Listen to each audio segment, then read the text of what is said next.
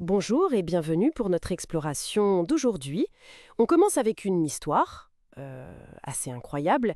Imaginez une femme de 88 ans en République tchèque, déclarée morte, et elle se réveille dans son cercueil. Oui, c'est une nouvelle qui interpelle, c'est le moins qu'on puisse dire. Ça fait froid dans le dos. Absolument. Alors, situons un peu, ça se passe à Pilsen, c'était le jeudi 29 mai. D'après ce qu'on lit, c'est son conjoint qui a donné l'alerte. C'est ça. Il ne parvenait pas à la réveiller, donc il a appelé les secours. Et notre but aujourd'hui, c'est de décortiquer un peu cet événement. Comment une telle erreur a pu arriver et qu'est-ce que ça nous dit? Mais justement, le point absolument crucial qui ressort de la source, c'est le médecin légiste. Apparemment, une fois sur place, il n'aurait pas suivi le protocole. Le protocole standard pour confirmer un décès. Ah oui, il n'a pas suivi les étapes. C'est ce qui est rapporté. Malgré ça, il l'a déclarée morte. Et ça, c'est vraiment le nœud du problème. Le non-respect du protocole. Pouvez-vous nous rappeler pourquoi ces procédures sont si importantes? Pourquoi on ne peut pas juste constater? Alors, ces protocoles, ils sont là justement pour éviter ce genre de situation dramatique. Ils sont conçus pour être absolument rigoureux.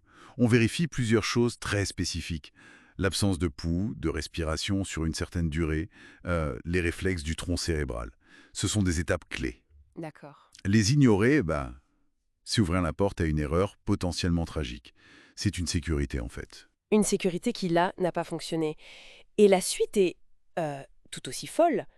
Les employés des pompes funébraires arrivent, ils prennent en charge le corps, le mettent dans le cercueil, Oui, c'est ça. Il remarque qu'elle respire. et même qu'elle ouvre les yeux. Incroyable. On imagine leur réaction. Absolument sidérant. Et il faut saluer leur présence d'esprit, hein. Ils ont tout de suite fait les premiers gestes. Les premiers secours sur place. Puis elle a été transportée à l'hôpital, c'est ça Exactement. Transportée à l'hôpital pour des examens. Et la bonne nouvelle, c'est que pour elle, ça se termine bien. Après les vérifications, les médecins ont estimé que son état n'était pas critique, elle a pu entrer chez elle. Oui, un dénouement heureux pour elle, heureusement. Mais l'histoire ne s'arrête pas là, évidemment. Non, parce qu'il y a des conséquences pour le médecin. Tout à fait. Selon la source qui cite un média espagnol, 20 Minutos, le médecin légiste aurait été licencié. Licencié. D'accord. Et plus encore, il serait poursuivi en justice pour négligence. Ce qui est logique vu le manquement au protocole. Oui, ça montre bien la gravité de la faute. Ce n'est pas juste un oubli. Donc, on a cette chaîne. Erreur de diagnostic, réveil en extremis grâce à d'autres personnes, et des conséquences très différentes pour la victime et le médecin. C'est ça. Au-delà de l'anecdote choc, qu'est-ce qu'on peut tirer de cette histoire, sur un plan plus général? Et ce cas, même s'il est extrême, il met en lumière quelque chose d'important.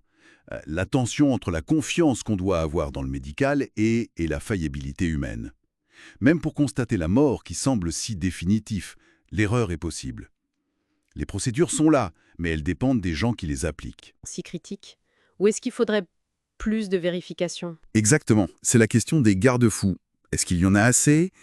Est-ce que la pression, la fatigue peuvent jouer au point de faire sauter des étapes vitales? Ce n'est pas juste un fait divers isolé, ça ouvre une vraie réflexion. En résumé, une histoire assez folle qui nous rappelle l'importance de la rigueur médicale, mais aussi la réalité de l'erreur humaine. Oui, et ça nous laisse peut-être avec une pensée ou une question. Face à cette possibilité d'erreur, même là où on l'attend le moins, comment nos systèmes médicaux, mais aussi légaux, peuvent intégrer cette faillibilité? Comment protéger au mieux sans tomber dans une méfiance qui paralyse tout? C'est un équilibre difficile à trouver.